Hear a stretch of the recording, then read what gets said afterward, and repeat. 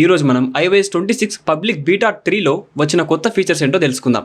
Beta 5తో పోలిస్తే ఏం కొత్తగా వచ్చిందో అండ్ ఏం మార్చారో డీటెయిల్ గా చూద్దాం రండి. మొదట బీటా 5లో ఏం వచ్చాయో ఒక్కసారి రీక్యాప్ చేద్దాం. బీటా 5లో మనకి కెమెరా యాప్ లో క్లాసిక్ మోడ్ ఉండేది.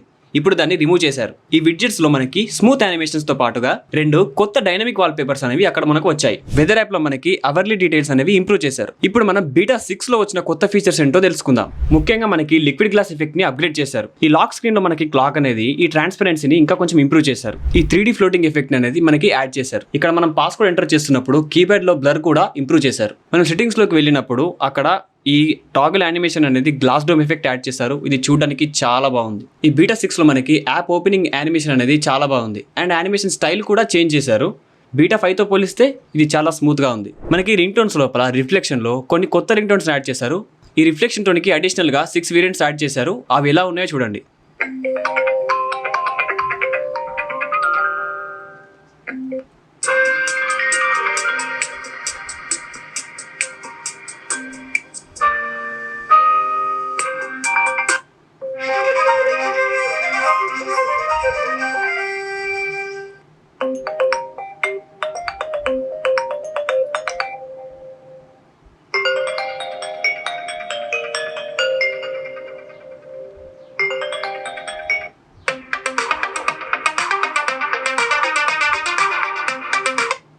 అండ్ దీంతో పాటుగా లిటిల్ బర్డ్ అనే ఒక కొత్త ట్యూన్ కూడా యాడ్ చేశారు. అది కూడా ఎలా ఉందో చూసేయండి.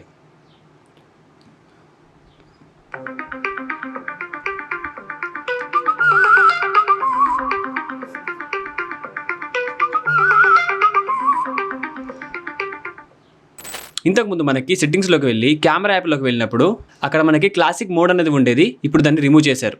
ఇప్పుడు మనకి కెమెరా యూఐలో ఈ బిహేవియర్ అనేది పాత స్వైప్ బిహేవియరే ఉంది. మొత్తానికి ఈ పబ్లిక్ బీటా 3లో యానిమేషన్స్ అండ్ యూఐ పాలిష్ అనేది చాలా బాగా చేశారు. ప్రతి యానిమేషన్ అనేది చాలా స్మూత్గా ఉంది. ఏ యాప్ ఓపెన్ చేసినా మీకు యానిమేషన్ అండ్ స్మూత్నెస్ అనేది చాలా వరకు ఇంప్రూవ్ చేశారు. ఇంకో విషయం మీరు గుర్తుపెట్టుకోవాల్సింది ఏంటంటే public beta 2 and developer beta 5 ఈ రెండు సేమే. And developer beta 6 and public beta 3 ఇవి రెండు సేమే.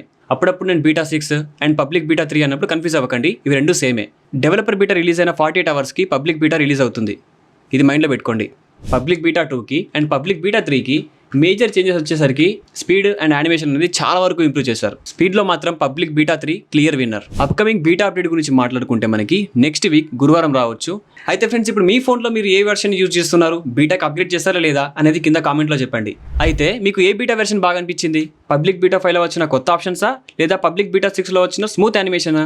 ఇలాంటి లేటెస్ట్ iOS అప్డేట్స్ కోసం మన ఛానల్ సబ్స్క్రైబ్ చేసుకోండి. అలాగే బెల్ ఐకాన్ క్లిక్ చేయండి.